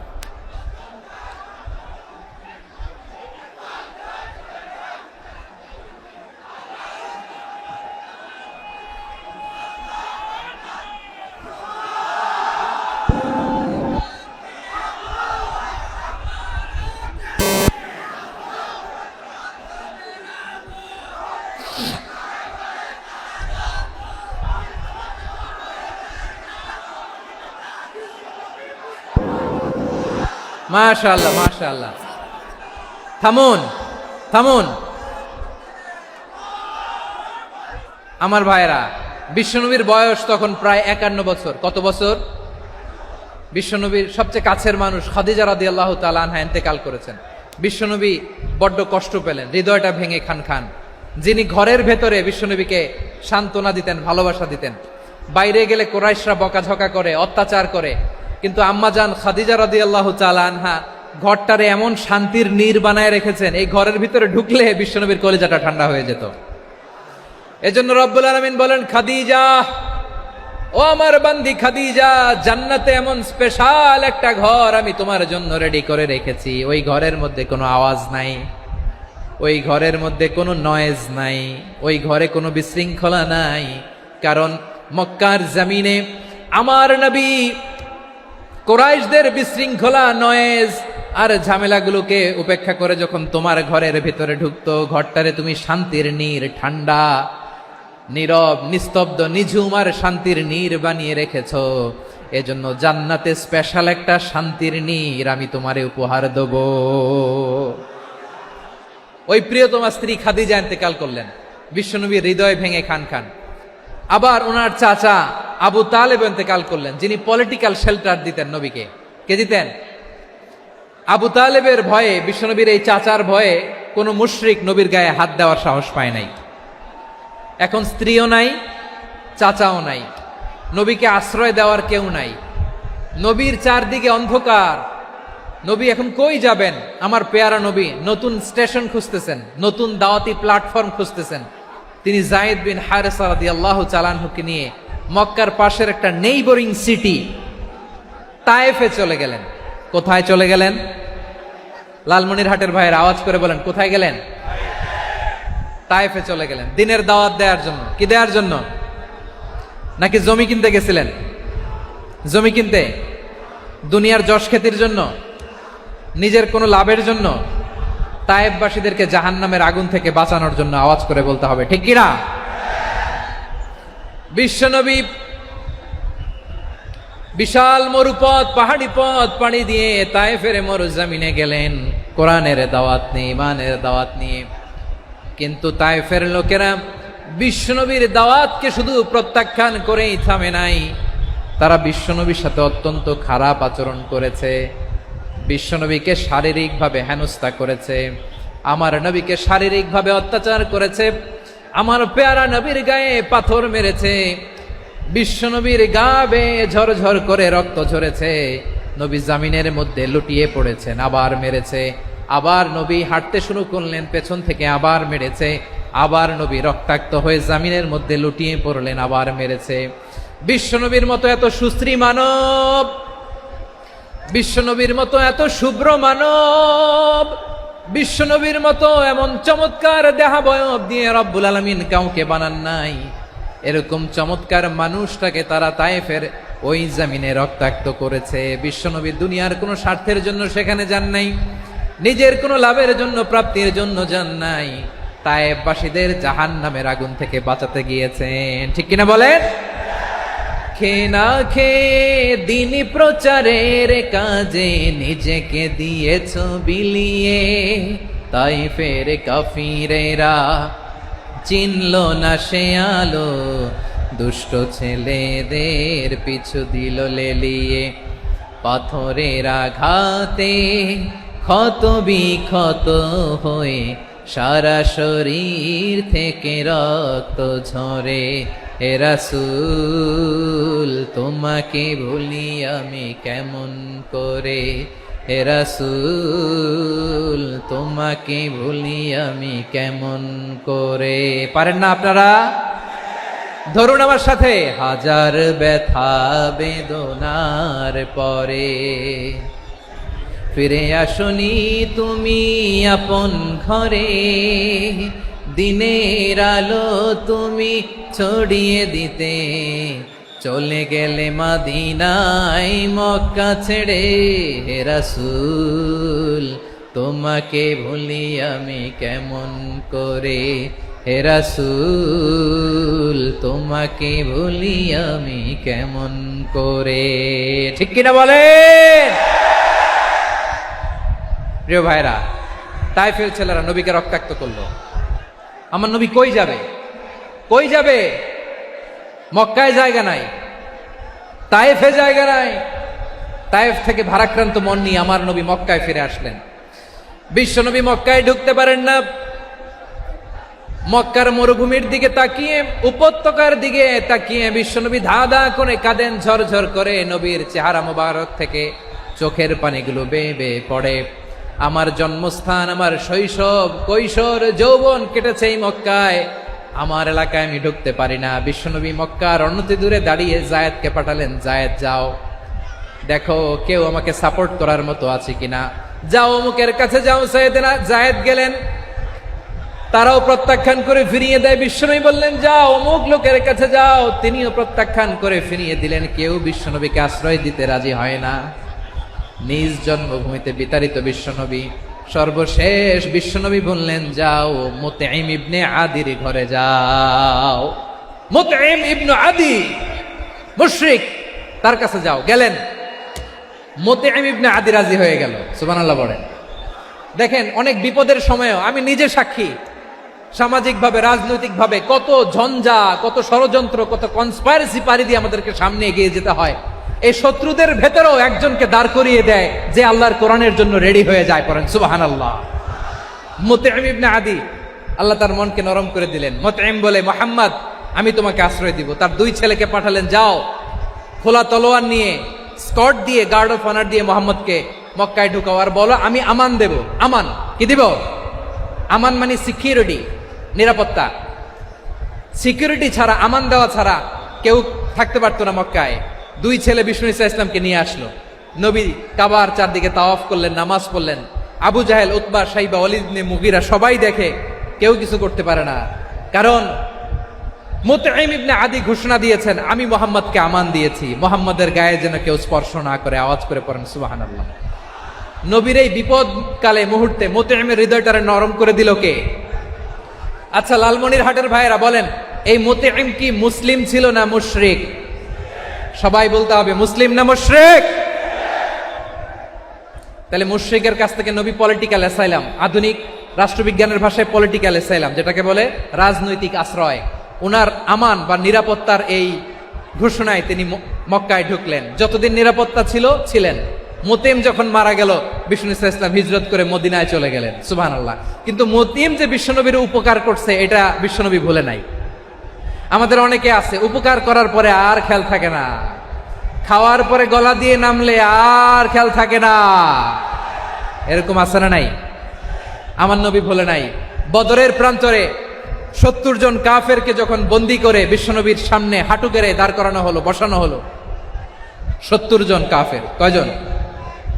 বিশ্বনবী তাদের দিকে তাকিয়ে বললেন, সহিহ বুখারীর বর্ণনা, লাউ কানাল মুতঈম ইবনে আদি হাইয়ান সুম্মা কাল্লামানি হাউলাঈ নাতনা লা তারাকতুহুম লাহু। বদরের প্রান্তরে 70 জন বন্দী কাফিরের দিকে তাকিয়ে আমার নবী বললেন, আজকে মুতঈম ইবনে আদি যদি বেঁচে থাকতো, আর তোমাদের 70 জনের ব্যাপারে যদি মোতেআম এক বাক্যে একটা সুপারিশ করত, তার সম্মানে আজকে তোদের সবাইরে আমি মাফ করে দিতাম। সুবহানাল্লাহ নাই? ওই যে চিল্লাচিল্লি যে কথা বোঝে নাই, কোন জিনিস মিস করছে ওরা নিজেরাও বোঝে নাই। বিশ্বনবী মোতেআমের এই সাহায্যের কথা বলে নাই। 70 জন মুশরিক হাঁটু গেড়ে বসা, নবী চাইলে এখনই এক্সিকিউশন অর্ডার দিতে পারে। তিনি বললেন, আজকে যদি মোতেআম বেঁচে থাকতো আর মোতেম যদি তোদের জন্য সুপারিশ করতে, এই আবর্জনাগুলোর ব্যাপারে সুপারিশ করতে, আমি মুহূর্তেই তোদেরকে এমনি মাফ করে দিতাম। এবার বলেন, ইসলাম কি ন্যারো মাইন্ডেড না ব্রড মাইন্ডেড? শুধু তাই নয়, যাকে যে সম্মান দেয়ার আমার নবী দিতেন, হোক আস্তিক হোক নাস্তিক, হোক মুসলিম হোক অমুসলিম। বিষ্ণু ইসলাম যখন রোমান সম্রাটের কাছে চিঠি লিখেছেন, আমার প্রিয় লালমনিরহাটের ভাইরা, অল্প কয়েক মিনিট কয়েকটা জরুরি কথা বলবো, এদিকে তাকান, এদিকে তাকান। রোমান সম্রাটের কাছে বিশ্বনবী যখন চিঠি লিখলেন মিন মুহাম্মদ রাসূলিল্লাহ ইলা হিরাকলা আযীমির রোম, মুহাম্মদের পক্ষ থেকে হিরাক্লিয়াসের কাছে, যিনি হচ্ছেন আযীমির রোম। এটা নবী নিজ থেকে বানায় লিখছেন অতিরিক্ত সম্মান দিয়ে। কোন রাষ্ট্রপ্রধান যখন আসে তাদেরকে আমরা কি বলি জানেন? তার নামের শেষে HE এটা লিখতে হয়, H.E. মানে হিজ এক্সেলেন্সি। কি লেখে? হিজ এক্সেলেন্টি, অথবা ইউর হাইনেস, ইউর ম্যাজেস্টি।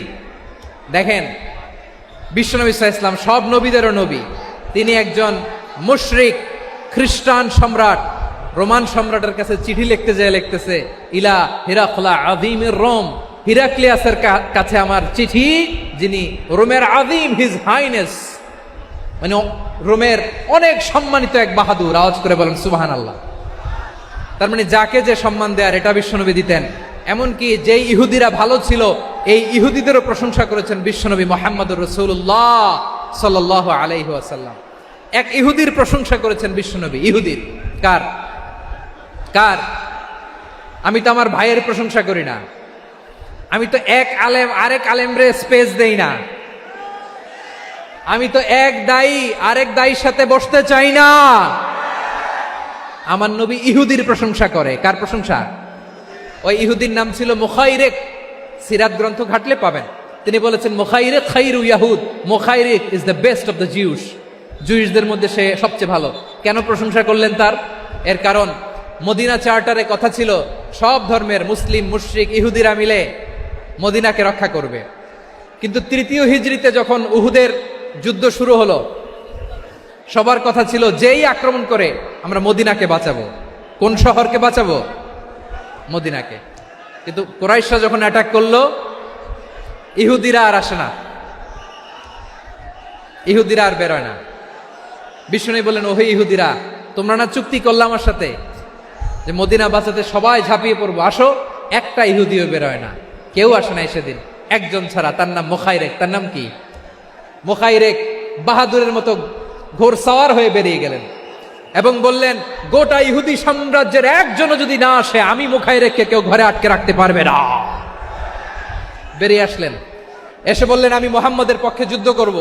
আমি মারা গেলে আমার সম্পদ আমার উত্তরাধিকারীরা পাবে না, আমার সম্পদ তোমরা মুহাম্মদকে দিয়ে দিবা। সুবহানাল্লাহ বলেন। উহুদের ময়দানে 70 জন মুসলমান শহীদ হলো। এই ইহুদি, সেও মুসলমানের পক্ষে যুদ্ধ করে নিহত হলো। সুবহানাল্লাহ বলেন। মুসলিমদের লাশ যখন নিয়ে আসা হলো, এই মুখাইরিকের লাশও নিয়ে আসা হলো। মুসলিমদের লাশের পাশে মুখাইরিকের লাশ দেখে বিশ্বনবী মুখাইরিকের প্রতি অনেক খুশি হলেন। আর বিশ্বনবী খুশি হয়ে বললেন, মুখাইরিক খায়রু ইয়াহুদ, মুখাইরিক যদিও তুমি ইহুদি, তারপরেও তুমি সব ইহুদিদের মধ্যে সেরা ইহুদি। পড়েন সুবহানাল্লাহ। আমার নবী ইহুদিকেও সম্মান দিতে কার্পণ্য করে নাই। আওয়াজ করে বলেন আল্লাহু আকবার। প্রিয় ভাইরা, এবার সর্বশেষ আওয়াজ করে বলেন, ইসলাম কি ন্যারো মাইন্ডেড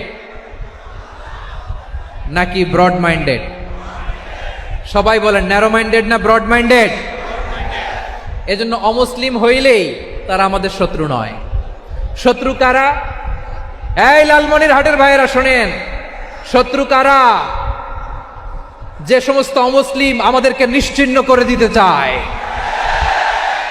যে সমস্ত অমুসলিম আমাদের ভূখণ্ড থেকে আমাদেরকে তাড়িয়ে দিতে চায়, যে সমস্ত অমুসলিম আমার ধর্ম নিয়ে তুচ্ছতাচ্ছিল্য করে চিল্লায় বলেন ঠিক কিনা, তারা আমাদের শত্রু। সাধারণ অমুসলিমরা আমার শত্রু নয়। এই যে হিন্দুরা থাকে এরা আমার ভাই, বৌদ্ধরা আমার ভাই, খ্রিস্টানরা আমার ভাই, ইহুদিরা আমার ভাই। তারা দিনই ভাই নয়, তারা মায়ের পেটের ভাই নয়, তারা মানবিক দিক থেকে ভাই। ও মানুষ, আমিও মানুষ। ইসলাম মানুষকে সম্মান করে, চিল্লায় বলো ঠিক কিনা। যারা আমাদের অস্তিত্বকে নিশ্চিহ্ন করতে চায়, যারা আমাদের ভূখণ্ডকে দখল করতে চায়, যারা আমাদেরকে নিয়ে মকারি করে, ফান করে, টিটকারি করে, আমার ধর্ম নিয়ে খেলা করে, তাচ্ছিল্য করে, ওদের বিরুদ্ধে আমাদের জিহাদ। সাধারণ মুসলিম আমাদের শত্রু নয়। আপনি জানেন নিউ ইয়র্কে, আমি তো নিউ ইয়র্কে ছিলাম অনেকদিন, ওখানে ফিলিস্তিনিদের পক্ষে যখন আমরা মিছিল করেছি, অনেক ইহুদি আমাদের সাথে মিছিলে দাঁড়িয়েছে। কারণ ওরাও জানে এই ভূখণ্ড ফিলিস্তিনিদের ভূখণ্ড। আওয়াজ করে বলো লালমনিরহাট ঠিক কিনা। ইসরায়েলের রাজধানী খোদ তেল আবিবে অনেক ইহুদিরা বেঞ্জামিন নেতানিয়াহু তার বিরুদ্ধে মিছিল করেছে। তো তারা কি আমাদের শত্রু? না। অনেক খ্রিস্টান আমাদের সাথে আমাদের স্বার্থ রক্ষায় আমাদের পাশে দাঁড়িয়েছে। খেয়াল রাখবেন, হিন্দু আর হিন্দুত্ববাদ এক নয়, ইহুদি ধর্ম আর জায়নিজম এক নয়। জায়নিজমের বিরুদ্ধে আমাদের সংগ্রাম, আমাদের জেহাদ, চিল্লায় বলেন ঠিক কিনা। এই যে ফিলিস্তিনের ভাইয়েরা, তারা তাদের স্বাধীনতা সংগ্রামের জন্য লড়াই করছে, করে যাচ্ছে, আমরা এটাকে সমর্থন জানাই, চিল্লায় বলো ঠিক কিনা। কাশ্মীরের ভাইয়েরা স্বাধীনতার জন্য সংগ্রাম করছে, আমরা সেই সংগ্রামকে সমর্থন জানাই, আওয়াজ করে বলো ঠিক কিনা। যারাই আমাদের ইসলামকে নিশ্চিহ্ন করতে চায় তাদের বিরুদ্ধে আমাদের সংগ্রাম, আওয়াজ করে বলতে হবে ঠিক কিনা। ওই সমস্ত দুর্বৃত্তদের সাথে আমাদের কোনো সম্পর্ক নাই। আমরা যদি ঐক্যবদ্ধ থাকতে পারি, ওই দুর্বৃত্তরা চান্স পাবে না। আমরা ঐক্যবদ্ধ থাকতে রাজি আছি। লালমনিরহাটের ভাইয়েরা, আমরা ঐক্যবদ্ধ থাকলে ওই দুর্বৃত্তদের কালো হাত ভেঙে দিতে আমাদের সময় লাগবে না। তাদের কালো হাত ভেঙে দিতে রাজি আছে মুসলমান? কারা কারা রাজি? দু হাত তুলে দেখাও।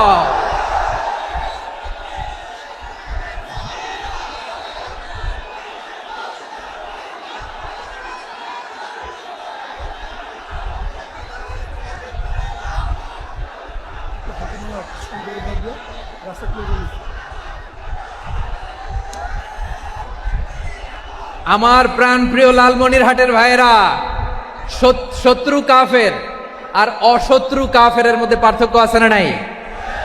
আবু তালেবও মুশরিক, আবু জাহেলও মুশরিক, কিন্তু দুই মুশরিকে পার্থক্য আছে না নাই? আবু তালেব নবীর চাচা, মুশরিক, মারা গিয়েছে মুশরিক অবস্থায়, কিন্তু আজীবন আমার নবীকে আগলে রেখেছে, আমার নবীকে সাপোর্ট করেছে, ভালোবেসেছে। আবু জাহেলও মুশরিক, মারা গিয়েছে মুশরিক হিসেবে, আজীবন আমার নবীর বিরুদ্ধাচারণ করেছে। আবু জাহেলের শক্তি, সামর্থ্য, স্ট্র্যাটেজি, প্ল্যান সব আমার নবীর বিরুদ্ধে ছিল। এই আবু জাহেলের কারণে একটা দিন শান্তিতে আমার নবী মক্কায় ঘুমাতে পারে নাই, চিল্লায় বলেন ঠিক কিনা। এজন্য রাব্বুল আলামিন বলেন, লা ইয়ানহাকুমুল্লাহু আনিল্লাযীনা লাম ইউকাতিলুকুম ফিদ-দীন ওয়া লাম ইখরিজুকুম মিন দিয়ারিকুম আন তাবাররুহুম ওয়া তুকসিতু ইলাইহিম ইন্নাল্লাহা ইউহিব্বুল মুকসিতিন।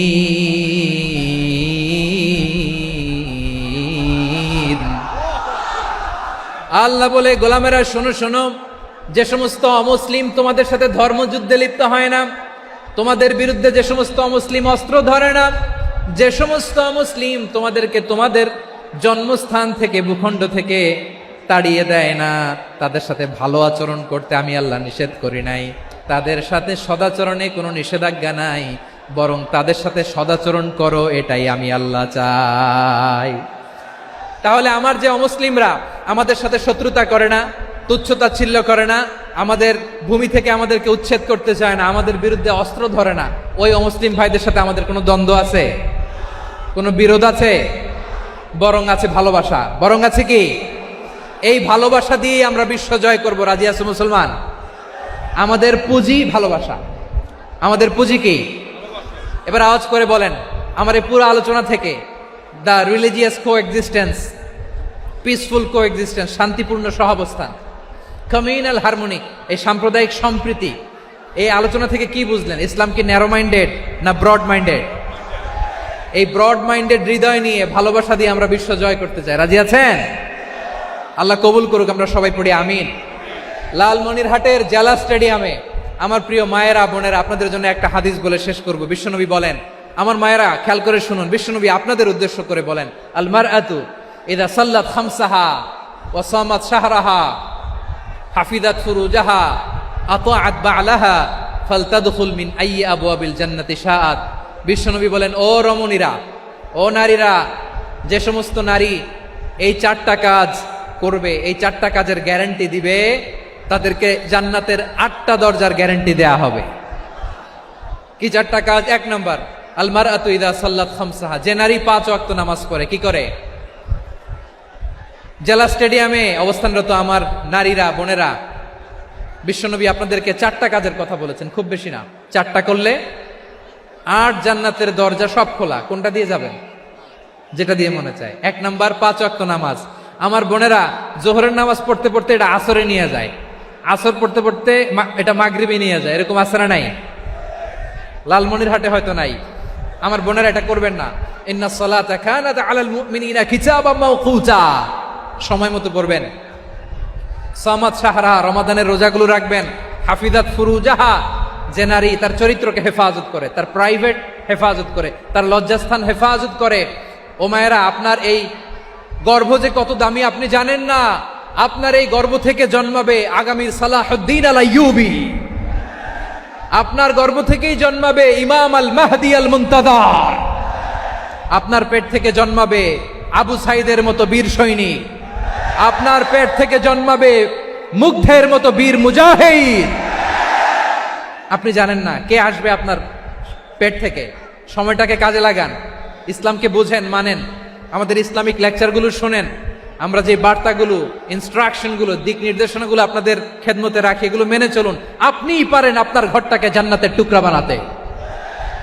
একটা family, it's a very big institution and you are the MD, the managing director of this institution. চিল্লায় বলেন ঠিক কিনা? চাইলেই পারেন ঘরটারে জান্নাতের টুকরা বানাতে। 5 ওয়াক্ত সালাত, রমাদানের রোজা, নিজের চরিত্রের হেফাজত, ও আতাআত বা'লাহা, স্বামীর আনুগত্য।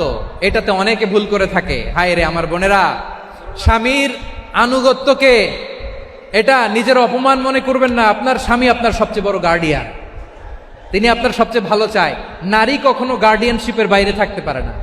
হয় আপনি বাবার গার্ডিয়ানশিপের ভেতরে, বাপ না থাকলে ভাই আপনার গার্ডিয়ান, ভাই না থাকলে চাচা গার্ডিয়ান, বিয়ের পরে আপনার স্বামী আপনার গার্ডিয়ান।